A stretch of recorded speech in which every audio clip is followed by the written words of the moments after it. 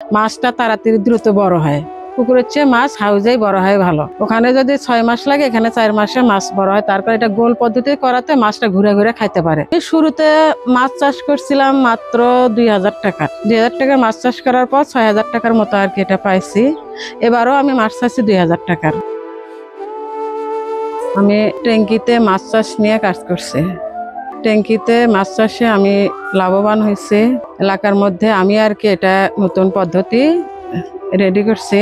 ট্যাঙ্কি পদ্ধতিতে মাছ চাষ করলে মোটামুটি হয়ে যায়। পুকুরে দেখা যায় হচ্ছে চারপাশে হয়তো সাপ, বেজি, ব্যাং এগুলো খায়া ফেলায়, হয়তো সেখানে খরচা আরো বেড়া টাটি দেওয়া লাগে। তো এখানে এটা করলে মাছটা তাড়াতাড়ি দ্রুত বড় হয়। পুকুরের চেয়ে মাছ হাউজেই বড় হয় ভালো। ওখানে যদি 6 মাস লাগে, এখানে 4 মাসে মাছ বড় হয়। তারপর এটা গোল পদ্ধতি করাতে মাছটা ঘুরে ঘুরে খাইতে পারে। এই কারণে আমি এটা আর কি করছি। আমার সংসারের চাহিদা এবং আশপাশের মানুষেরও চাহিদা পূরণ হয় আমার এটা দিয়ে আর কি। এটা গোল আকৃতি করছি। নিচে 5 ফিট আছে আর হচ্ছে উপরেও এটা 5 ফিট করা আছে। উপর দিয়ে যে আমি পানি দেবো, ইনপুট করবো, সেটা হচ্ছে আমি ট্যাঙ্কি থাকি পানি দেই আর কি, হাউস আমার মোটর দিয়ে। আর বৃষ্টির পানি যখন বেশি হয়ে যায় তখন ওর পাশে আউটপুট করা আছে, আউটপুট দিয়ে পানি বের হয়ে যায়। RMTVর অনুপ্রেরণায় আর কি এটা হয়েছে। আমার ওনাদের ট্রেনিং করার পরে আমার এটা মাথার মধ্যে একটা ইয়ে লাগে যে আমি একটু করে দেখি কেমন হয়।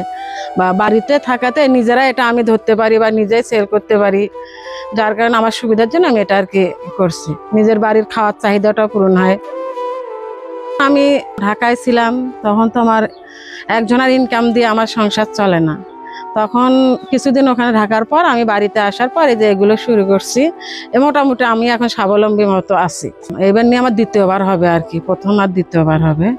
তো এরপর আমি মানে একবার একটা করছি, এবার তেলাপিয়া করছি, আর পরবর্তীতে আমি শিং মাগুর করার আর কি টার্গেট নিছি।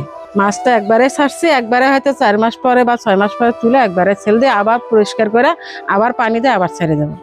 4 মাসে ওই যে 2-3 হাজার টাকা লাভ আসে আর কি। এখানে এখন বর্তমানে টাকি মাছ আছে আর তেলাপিয়া মাছ আছে। এখানে আন্তাজে মাছ 2000 হবে, সব মিলিয়ে 2000 মাছ হবে। এখানে আমি মনে করি ইউটিউবের মাধ্যমেও দেখছি, তা ফেসবুকের মাধ্যমেও দেখছি অমুক অমুক জায়গায় মাছের পোনা দেওয়া হয়। তখন আবার জামাই থাকে যশোর, ওদের সাথে যোগাযোগ করলাম। ওই ছেলে আবার ওখানে যোগাযোগে ওখান থেকে মাছ নিয়ে আসেছি আমি যশোর থেকে। ওখানকার মাছগুলো ওই যে ভিয়েতনামি কই, এটা তো এখানে পাওয়া যায় না, ভিয়েতনামি তেলাপিয়াটা। আর এখানে তেলাপিয়া মাছ আনতে গেলে বিভিন্ন জাতের মাছ দেয়, হয়তো সেটা তাড়াতাড়ি বড় হয় না, ছোট হয়ে থাকে, খাওয়া বড়, যার কারণে আমি ওখান থেকে নিয়ে আসি মাছ। পানি চেঞ্জ করছি আমি 15 দিন 1 মাস এরকম চেঞ্জ করা পড়ছে। পরিচর্যার ব্যাপারে আমি এই যে দেই, ফিট খাবার দেই, মাছের ফিট বস্তা নিয়ে এসেছি একবারে, ওই ফিটটা খাবার দিই। এই জাংলাটা দিচ্ছি কি জন্যে, এতদিন তো গরমকাল ছিল, গরমকালতে মাছ আর কি গরমে পানি গরম হয়ে যেত, যার কারণে আমি এটা দিছি। আর তারপরে পাশাপাশি সবজির অভাবটা আমার পূরণ হচ্ছে এখান থেকে। এখানে মনে করো আমার অনেক কুমড়া ধরছিল, প্রায় 30-40টার মতো। আর বিশেষ করে মাছের সেমা দেওয়ার জন্য।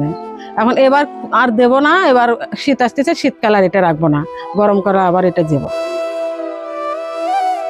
যারা মাছ চাষ শুরু করতে চায় তাদেরকে তো বলবোই যে যারা পুকুরে করে তারা আগে পুকুরে ঘিরে দিয়ে নিতে হবে। ঘিরে না দিলে দেখা যাচ্ছে সাপ, ব্যাং, গুই সাপ মাছ, অনেক মাছ খায় ফেলায়। আর মনে করেন যে মাছের চাষ করতে গেলে তাদের প্রাথমিক হচ্ছে ট্রেনিং এর দরকার আছে। তারা মৎস্য খামারে ট্রেনিং নিবে, মৎস্য খামারে যায়।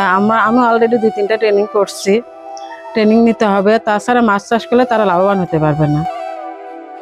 আমি কিছুদিন পর পর এটার মধ্যে নামার পরে মাছ আর কি দাপাদাপি করি, ডাংরুম দিই, মাছের অক্সিজেন ইয়ে হয়।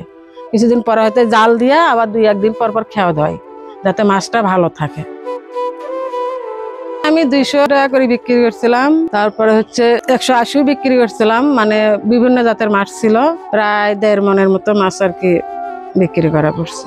কেজি প্রতি আমি যদি এটা 2টা কেজি হয়, তাহলে 2টা কেজি হলে তো 200 টাকা করে কেজি বিক্রি হয়।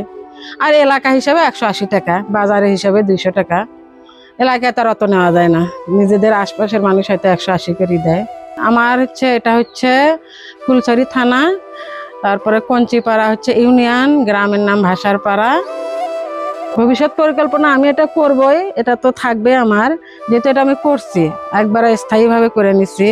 ভবিষ্যৎ করবো না, আমি বড় আর একটা হাউস করবো ওই সাইডে, যেটা রঙিন মাছের জন্য উদ্যোগ নিব। এই মাছের থেকে হয়তো একটু বিরত থাকবো।